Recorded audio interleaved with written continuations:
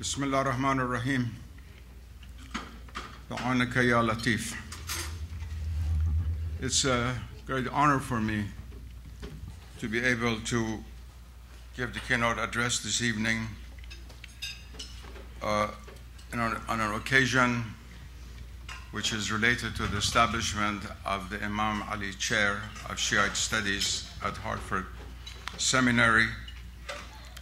After all, he's my ancestor, and I owed it to him. I was very sick last week. I was worried I would not be able to come. Alhamdulillah, my shortness of breath went away, and I'm able to be here with you, and I thank God for that possibility. Throughout my life, I've always spoken about Islam, not about Sunnism, Shiism differences. And some of you who read my humble writings know my position and point of view. Nevertheless, for years, I have been seeking to try to have a chair of Shiite studies established in the United States, not to further the cause of separation, but to bring about better understanding for union. And it's in this spirit that I speak. 87% of all Muslims are Sunnis, between 85 and 87%. This is the highest percentage of a denomination of any major religion in the world. If, let's say, you take Buddhism, you have Theravada, Vajrayana, Mahayana schools, or Christianity, you have Catholicism, Protestantism, Orthodoxy, and there are many others, Hinduism, Shivaism, and Vaishnavism. None of them has such a high percentage.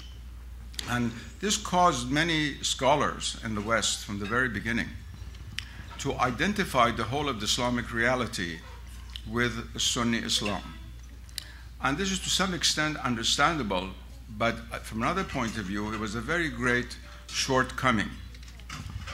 When I was a student at Harvard University in the 1950s, studying with one of the greatest Western Orientalists and scholars of Islam, Sir Hamilton Gibb, he always said that I am ignorant about Shiism, although he was the greatest scholar of the English language in the field of Islamic studies that the Anglo-Saxon world has ever produced. But there was nothing that was done about it. If you were a student and wanted to read a book in English on Shiism, there was not a single book. The only book was the book of Donaldson on Shiism in India. If you read German, you could read Strothmann.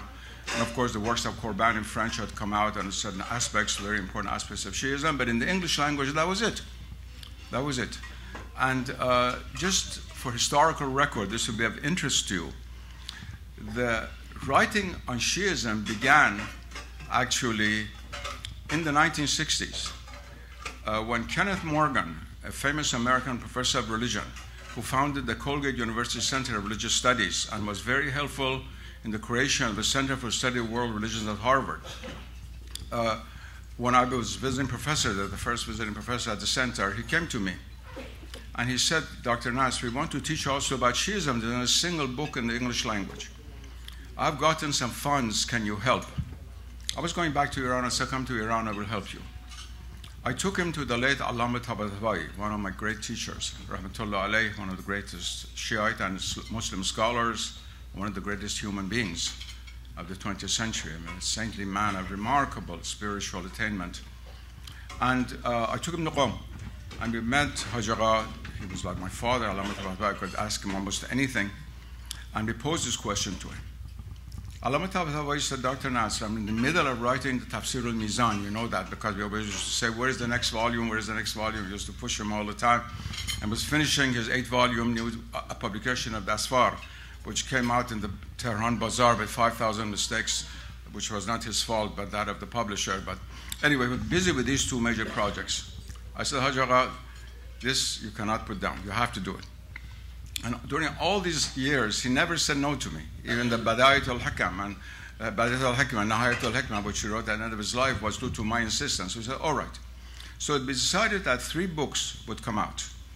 One on Shiism itself, one on Quranic view from the Shiite point of view, the Quran, meaning of the Quran from the Shiite point of view, and the third, an anthology of the sayings of the Shiite Imams. We divided this task. the anthology was chosen by Allama Tabatabai himself, and I asked one of my choicest students, one of the best scholars that America has produced in Islamic studies, William Chittick, to translate it into English, and with my own introduction, that came out as one book. The Quran in Islam, it was called Quran al-Islam. Allama Tabatabai wrote all these in Persian, not Arabic. Was translated, and I was in the middle of translating it in Iran when the revolution took place, and my translation was lost. Later on, it came out in London. But the first book, Shi'ite Islam, I translated and edited it myself in 1975. It came out at the New York State University Press called Shi'ite Islam.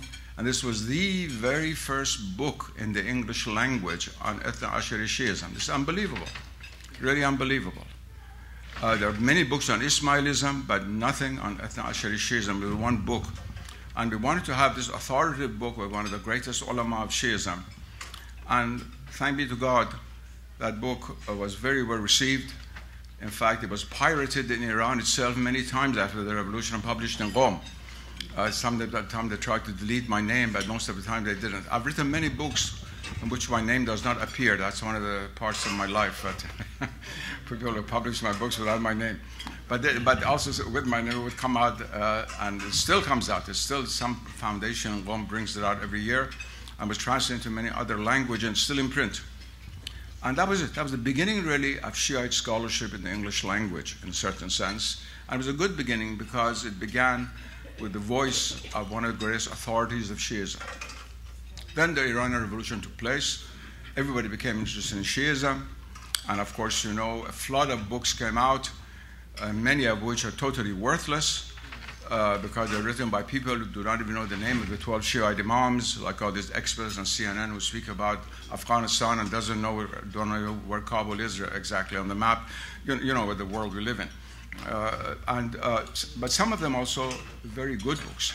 And a new generation of scholars came along, some of whom you've seen here today. We are privileged to have such major scholars and thinkers of Shi'ism as Drs. Surush, Dr. Kadivar, my dear friend, Dr.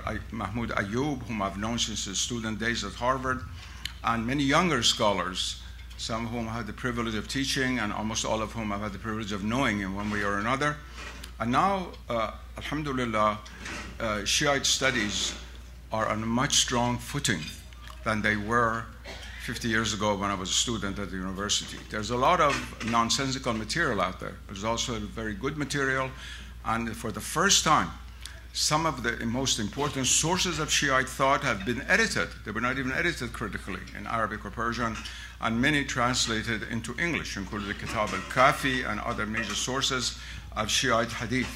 So the time has come really for us to work together as much as possible to concentrate on these studies done in the right way without any form of parochialism or denominationalism or opposition and not, conflict. As I said, this is something to which I stand absolutely opposed, and I faced it many times in my life. When my book, Ideas and Relatives, came out in the 1960s, a number of very pious Sunni people went to Maulana Abul Hasan Nadwi, one of the greatest scholars of India, in Lucknow. I said, this book has come out. Do we have permission to read it or not? I knew that the Maulana very well. He was a great man, and he looked at the book and gave a fatwa that I suggest all Sunnis read this book. That began a new way of trying to deal with the issue of the relation between Sunnism and Shi'ism, for which I've stood all this time. And like all of you, I suffer very much when I see every day 30 Shiites, 30 Sunnis bombed and killed in Iraq and Afghanistan and Pakistan. It's a phenomenon which did not at all exist 50 years ago. The founder of Pakistan, Muhammad Ali Jinnah, was a Shiite, and Liaqat Ali Khan, the first Prime Minister of Pakistan, and nobody even talked about these issues. I used to travel to Pakistan several times every year when I lived in Iran. Nobody even talked about these things, and now killing each other like this. So we're dealing with a subject which is of extreme significance, not only from the point of view of objective scholarship, but from the point of view of the human condition in the world today. it affects much more the Islamic world, much more of the Islamic world than we really think. That 87% statistics, which I gave you at the beginning, does not really tell the full story. Because if you exclude the eastern lands of Islam, from Uttar Pradesh in India east, and from Egypt west, and take the heartland of the Islamic world, even from the point of quantity, the relation between Sunnism and Shi'ism is not just a small minority vis-a-vis a very, very large majority. If you want to study lands as separate as Ladakh and Yemen, as Tajikistan and Egypt, you have to know something about Shi'ism.